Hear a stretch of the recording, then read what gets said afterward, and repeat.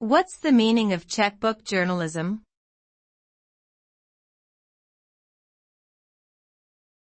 Checkbook journalism.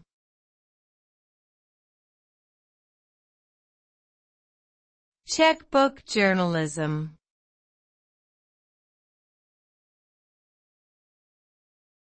Checkbook journalism.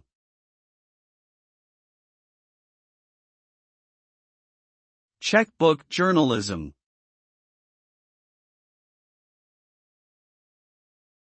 Checkbook journalism refers to the practice of paying sources for their stories or information, often in exchange for exclusive rights to publish them.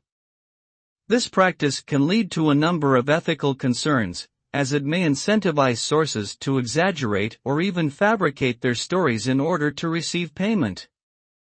Additionally, it can create a situation where only those with financial means are able to have their stories heard, potentially silencing important perspectives and issues from marginalized communities.